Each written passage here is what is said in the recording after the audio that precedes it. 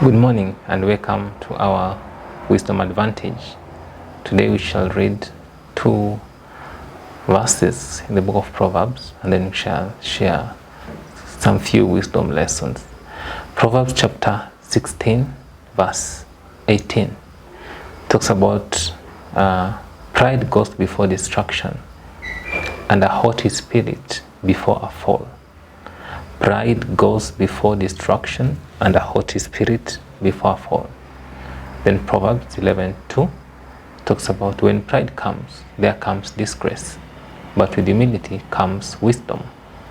There's a comparison between pride and there's a comparison, there's a contrast between pride and humility.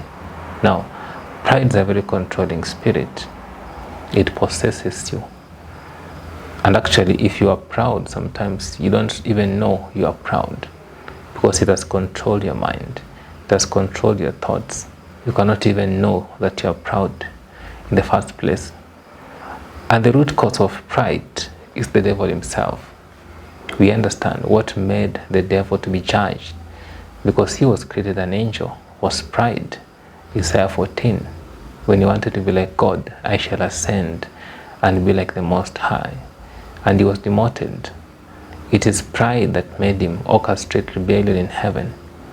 So the spirit behind pride is the devil himself. So the devil functions strongly by pride.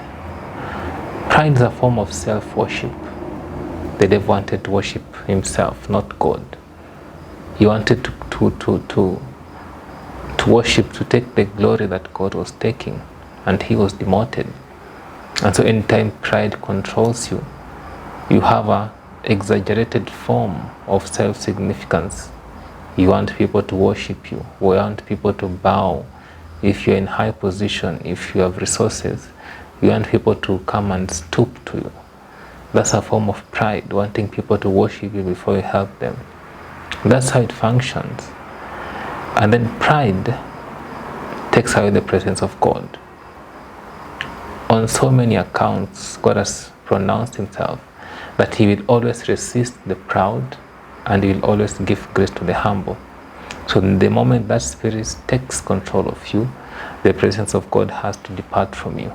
So now the more you allow pride to control you, the more you deflate the presence of God, the more you deflate the help of God, because then now you're communicating, you can do without God.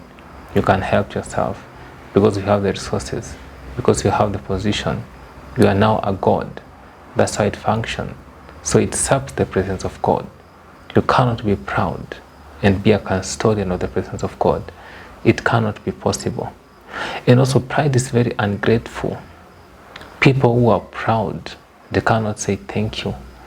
People who are proud, they are so much ungrateful even to the things that God has done for them. And you know, sometimes how pride manifests, sometimes it is not obvious. You know, you can think that you are humble, but you are not. In the sense that, for example, God has given you good health, God has given you children, God has given you a family, and you can choose still to complain how nothing is working. Why? Because you don't have a job. Now, God has given you so many things. It's only the job that you don't have. But your conclusion is nothing is working. That's a high form of pride. Because in other words, you're telling God, it's not you don't care about the health that he has given you, the peace he has given you, the life he has given you, the marriage, the children that he has given you. You don't have to, you may not have the school fees, but you have the children. So humility will tell you, be grateful. First you have the children, then ask the school fees. You know? So the spirit of pride is the spirit of ingratitude. And that is why if you look at why Israel did not enter Canaan, they were complaining, they were grumbling. And God had to judge that. And so pride comes with a lot of ingratitude. Ingratitude in the things that God has done, and even ingratitude to men. And also pride is very arrogant. Arrogant in the sense that you can only respect yourself and disrespect everybody else. That is the anatomy of pride. Pride does not understand respecting other people. Pride does not understand valuing other people. It cannot operate by that. It has to disrespect everybody else. And so the moment you only respect yourself, and maybe your children, and maybe your wife, and everybody else, according to you, they don't deserve respect, just know that spirit is taking over you. And as we have said, destruction is waiting you. And then pride feeds on material and social securities. You know, in an African context, if you come from a family that is poor, we normally say that we came from a humble background, because we tend to associate humility with poverty, which is never the case. You can be very poor, but also very proud. But now, generally speaking, the more you get the material blessings, you have the money, you have the resources, you have the status in the society, those things sometimes they can enter into your head. Because now what made the devil to be proud is because God had given him an exalted position in heaven.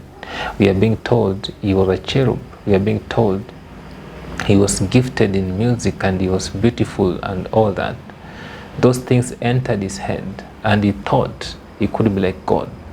So the moment you access all these things, you know, you can command some resources here and there, you can command some influence, you know, you are famous. Those things, they can enter your head to make you think that you are now God, to make you think that now people should worship you.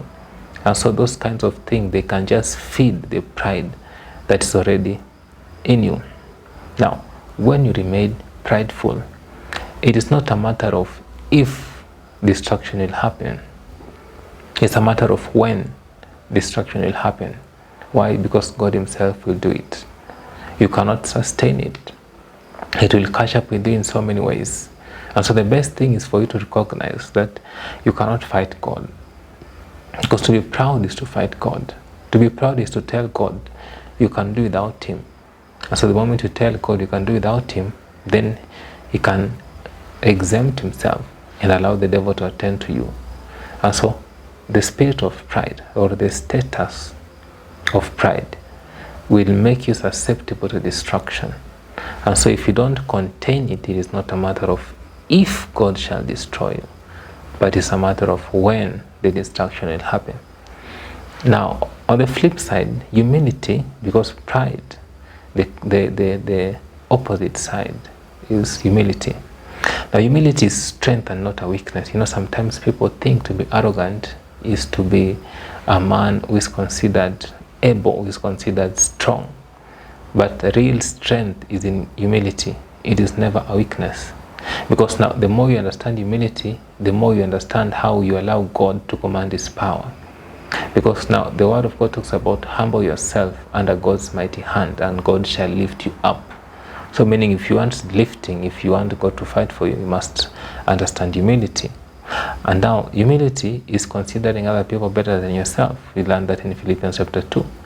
Humility has an attitude of respecting other people, esteeming other people, valuing other people. That is the heart of humility. You always want to see other people, the best version of them. You have high regard for them. You speak well of them. That tells you that the way you love yourself, you also love other people. And that is why the royal law talks about love your neighbor as yourself. So the more you value yourself, the more you think you are important, is the same way you should think other people are important. Now, humility is dependence on God. And that is why for you to be humble, you must understand spiritual discipline. If you're not a man of prayer, you cannot say you're humble, because in other words, you're saying you can do without God. To be prayerful, it means you are depending on God. That's why you are praying. So if you're not praying, if you're not fasting, if you're not reading the word, you're telling yourself you can guide yourself. You can depend on your strength. You can go through life, and that in itself is pride. And so humility also is now dependence on God through the place of prayer, the place of fasting, the place of reading the word, meaning you're positioning yourself to receive help from God. You're telling God, I cannot make it in life unless you guide me, unless you help me. When you have a problem, you go to God. I may not have a solution. You have to intervene. So you cannot communicate, or you cannot understand humility. Humility without understanding spiritual discipline, Humility is not in the physical expression. Humility is not speaking in a still small voice. Humility is not dressing shabby clothes. Humility is not living in shanty places. That has nothing to do with humility. It's a heart posture. And also, humility attracts promotion from God. We have captured that. And humility attracts wisdom from God. Because the meek shall he teach. So now the more you are humble, you allow God to teach you. And now the more you allow God to teach you, the more you grow wiser and wiser and wiser. And the more you are proud and arrogant, you cannot be taught, you cannot be corrected, then it means the more you become a fool and a fool and a fool. Those people who understand humility, they are very wise, they are very intelligent, they have command of such resources and wealth. Why? Because God keeps on teaching them. And also humility has gratitude. People are humble, they are thankful. Why? Because you know the smallest thing you have, it has come from God. So you're always thanking God. If you have the good health, you're thanking God. If you have the marriage, you're thanking God. If you have the child, you're thanking God. If you have the job, no matter how small, whether it is not paying the bills, you thank God that you have that small in the first place. If you have a shelter, it may not be decent, but you thank God you're not in the street, you have the shelter in the first place. So humility makes you constantly to be grateful to what God is doing. You don't take anything for granted. You're always looking out, what should I thank God for this day, this year, this month? What should I thank God for? So you thank God for what he has done first, and then you ask God for what he has not done. And then humility has a stewardship mentality. You know, pride has an ownership mentality. And also if people are proud, their identity is on things. Their identity is on caste, is on their positions, on their social status. That's where they get their identity from. And that's why when those things are taken from them, most of them, they're depressed, because all their hope is normally on those things. But people understand humility, they understand those positions, that wealth, it is a matter of stewardship. God has engraced them and allowed them to steward, so that even if they're taken from those positions, they are so sure about their self-worth is not on those things. Their self-worth is on God, because now they know once they have God, they can get those things anytime. And so that's my wisdom key for us. And I challenge us to understand how the anatomy of pride operates and how the anatomy of humility operates, so that you don't allow the devil to manipulate us. Because as we have said, sometimes pride can be very subtle. You being prayerless, that is pride, because how are you going about life without trusting God, you know? So you understand how pride operates and also how humility operates. And then how you maximize to understand the language of humility is a skill that you have to learn. The way you can learn a new language, you have to know how they communicate. You have to know the tenses. The same case with humility. You have to understand what exactly is humility.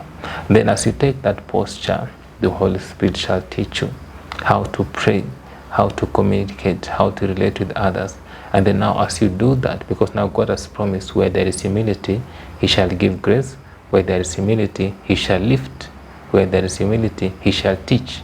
So humility is a very advantageous position. It is never a weakness.